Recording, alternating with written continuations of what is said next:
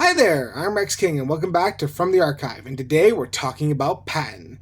So, Patton is a biopic about General George S. Patton, a military general who is known for his successes in World War II. He's probably one of the most well-known military generals of United States history. He also is one of the most controversial figures in military history. We'll get into that in a little bit. But the film was one of the first films to be written for the screen by Francis Ford Coppola, and H. H. North was the other gentleman who wrote the film. As far as casting is concerned, initially they went through a couple different people who they were hoping to get for the lead role of Patton, including Rod Steiger, who actually turned down the role and later went on to admit that he regretted doing that, before inevitably settling on George C. Scott.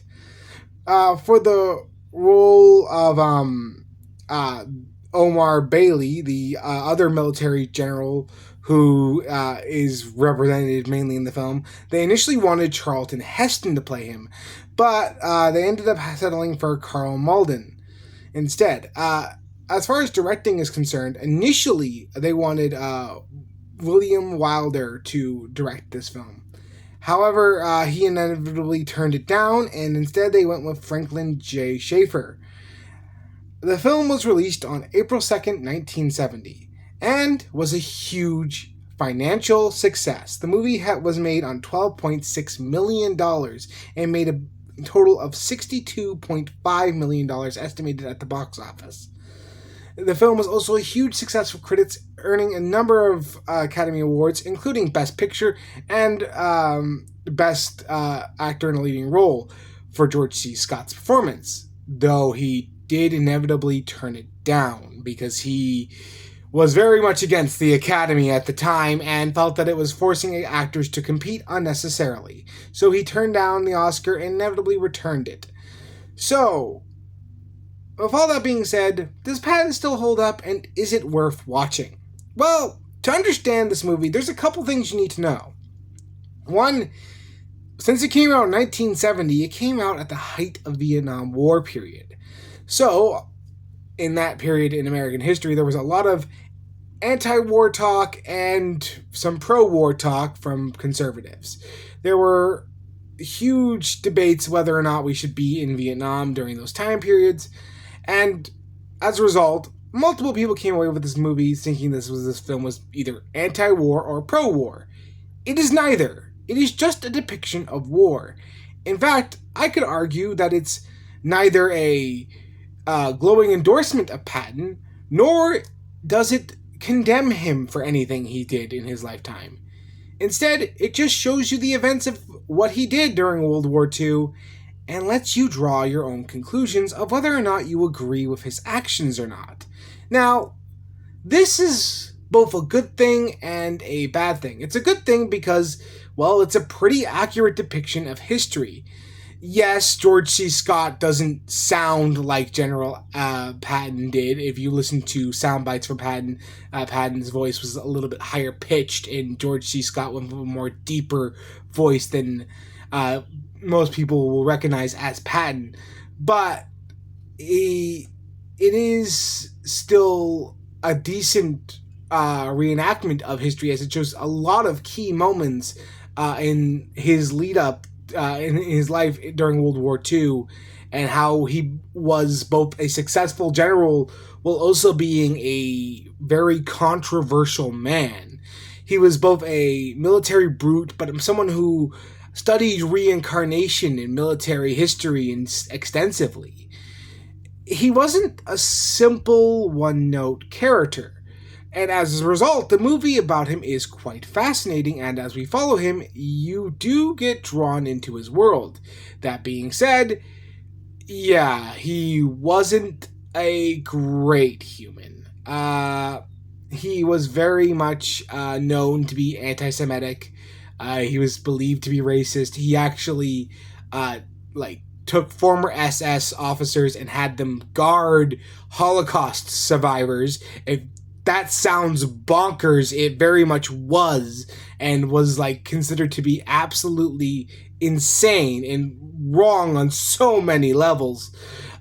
He actually went on to compare Nazis to Democrats and Republicans. Whether or not you agree with that is beyond the point.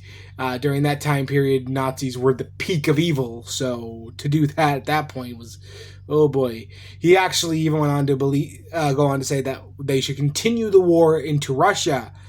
And yeah, a lot of people believe that if he was allowed to, he would have completely gone off the rails and continued the war, and we would probably have gone to war with Russia at that time. That being said, he was also a vital part to how we won World War II, and the film accurately depicts both of these points.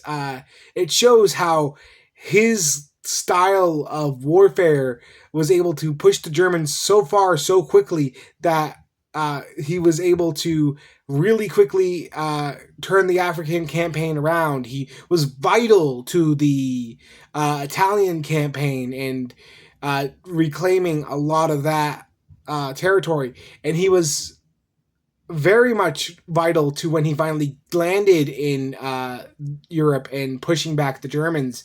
And his like reverse blitzkrieg-esque tactics were very vital to the victory. And the film shows both these points. And as a result, you don't really know whether or not to condemn the man or praise him. And I think that's the ultimate like thing the film is trying to say, that he's both of these people. He's both a important military figure, but he is a type of man who we probably shouldn't idolize because of his more risque beliefs, let's put it that way. And I really enjoy that the film took this approach.